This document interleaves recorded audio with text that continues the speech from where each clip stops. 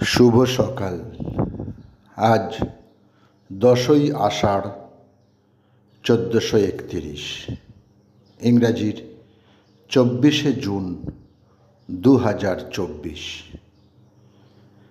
এক শিল্পপ্রেমী, লোকহিতৈষী ও উত্তর কলকাতার মার্বেল প্যালেস প্রস্তুতকারক ব্যক্তি হলেন রাজেন্দ্র মল্লিক।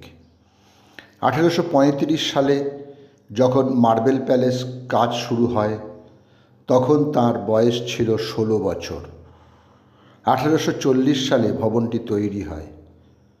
1878 সালে আলিপুর চিড়িয়াখানা তৈরি হলে উনি ব্যক্তিগত সংগ্রহ থেকে প্রচুর পশু পাখি দান করেন সেখানে। চিড়িয়াখানার ভেতরে মল্লিক হাউস বলে একটি জায়গায় রাখা হয়েছিল সেইগুলি। আজ মানুষটির জন্মদিন, সময়টা 1819। দামোদর হরি চাপেকার ছিলেন একজন ব্রিটিশ বিরোধী শহীদ মুক্তিযোদ্ধা। তিনি ও তাঁর দুই ভাই বালকৃষ্ণ হরি চাপেকার ও বাসুদেব হরি চাপেকার ভারতের স্বাধীনতা সংগ্রামে বিশেষ অবদান রেখে গেছেন। তাঁরা তিন ভাই বালগঙ্গাধর তিলক দ্বারা প্রভাবিত ছিলেন। ইতিহাসে তাদেরকে চাপেকার বন্ধু নামে বিশেষভাবে জানা যায়। 24শে জুন 1869 মহারাষ্ট্রের পুনাতে তাঁর জন্ম হয়।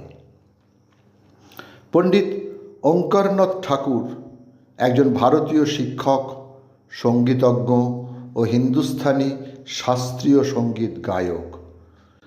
বেনারস হিন্দু বিশ্ববিদ্যালয়ের সঙ্গীত বিভাগের প্রথম ডিন ছিলেন তিনি। আজ তাঁর জন্মদিন, সময়টা 1897। পদ্মশ্রী সম্মান শুরু হওয়ার পরের বছর 1955 সালে কলা বিভাগের প্রথম পুরস্কার প্রাপক ছিলেন তিনি। 1963 সালে সঙ্গীত নাটক একাডেমি পুরস্কার পান।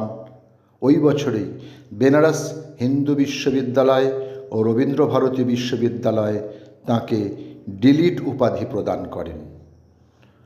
গুরু গোপীনাথ এমন একজন মানুষ, এমন একজন শিল্পী, যিনি বিশ্বকে দেখিয়েছিলেন যে কথাকলির মতো নৃত্যের ধরনগুলি প্রতিদিনের জীবনের গল্পগুলি ছাড়াও মঞ্চে অভিনয় করা যেতে পারে। তিনি মন্দির ও প্রাসাদের 4টি প্রাঙ্গণ থেকে কথাকলি নৃত্যের ধারণাটি বের করে এনেছিলেন এবং সাধারণ মানুষের বুঝতে বা উপভোগ করার জন্য এটিকে যথেষ্ট সহজ করে তুলেছিলেন। এই শিল্পীর আরেকটি অবদান হল কথাকলি থেকে কেরালা নাটাপন নামে আধুনিক নৃত্যশৈলীর সৃষ্টি। আজ গুরু গোপীনাথের জন্মদিন, সময়টা 1908। 24শে জুন 1987 আর্জেন্টিনার রোজারিওতে জন্মগ্রহণ করেন দেশের একজন পেশাদার ফুটবল খেলোয়াড় লিওনেল মেসি। তিনি বিশ্বসেরা খেলোয়াড় ও সর্বকালের সর্বশ্রেষ্ঠ খেলোয়াড় হিসেবেও বিবেচিত হন।